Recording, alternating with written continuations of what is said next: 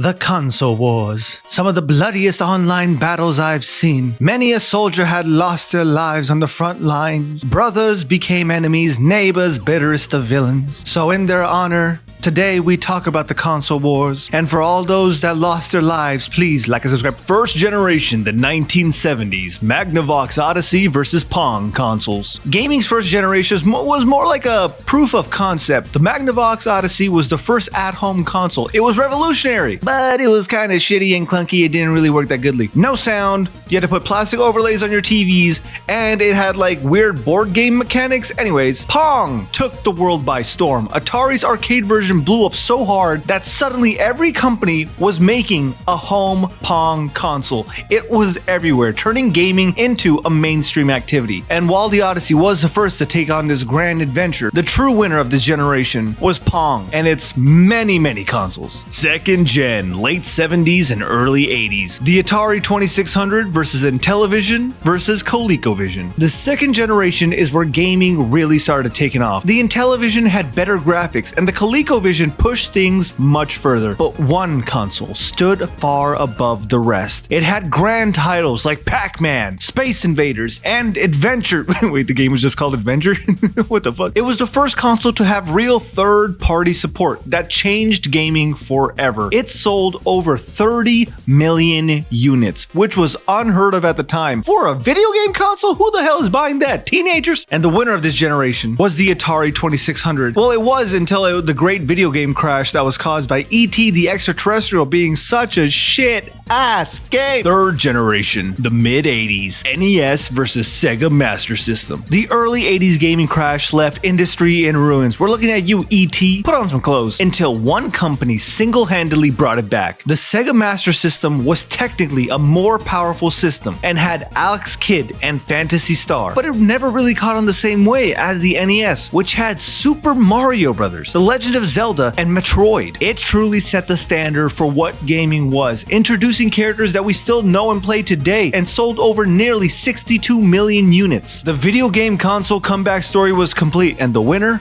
NES 4th generation, early 90s. The SNES versus Sega Genesis. This was the first true console war. The first time blood was actually ever spilled. Sega came out swinging with the Genesis, giving us things like Sonic the Hedgehog, Streets of Rage, Mortal Kombat, which by the way was uncensored, unlike the Nintendo version. It was faster, cooler, and for a while, the winningest console of all time. Sega even released add-ons like the Sega CD and 32X to stay ahead, but then the SNES hit back hard. Super Mario World, A Link to the Past, Donkey Kong Country. Oh, they're going bananas. The Genesis tried everything. Multiple hardware versions, aggressive marketing, Michael Jackson making the Sonic soundtrack, but the SNES had a stronger game library. By the end, it was clear. Nintendo beat their ass. 5th gen, mid-90s. PlayStation versus Nintendo 64 versus Sega Saturn. Cartridges versus CDs. Nintendo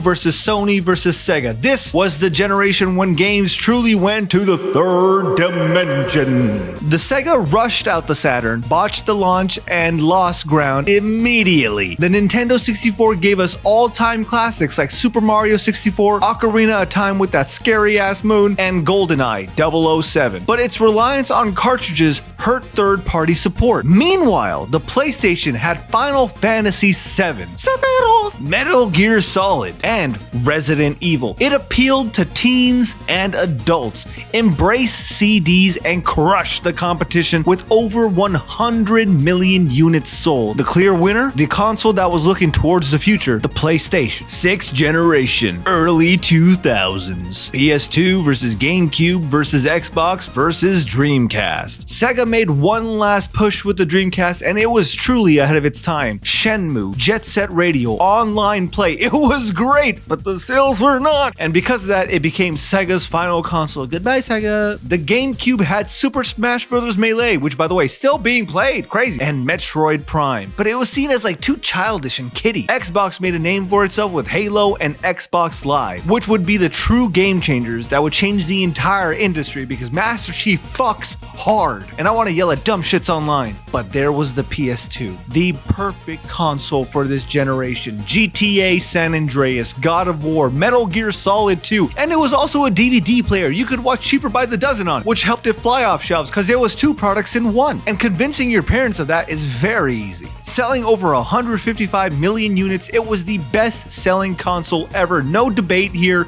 The PS2 beat their ass. It killed Sega. 7th generation, mid to late 2000s. Xbox 360, PS3 versus the Wii. This generation had 2 big winners and 1 obvious loser. The PS3 launched at $600. Oh god, that's still expensive. It had amazing games like Last of Us and Uncharted 2, but it never really recovered. The Xbox 360, on the other hand, nailed online gaming. It had Halo 3, Gears of War, Call of Duty Modern Warfare 2, and won over hardcore gamers with its superior online service. Fucking fuck your mother makes when she fucking fucks me. But then on the other side, there was the Wii with Wii Sports, Mario Kart Wii, and Super Smash Bros. Brawl, which turned gaming into a casual mainstream activity. Your grandma probably had a Wii. She was probably throwing that Wiimote right into the TV playing bowling.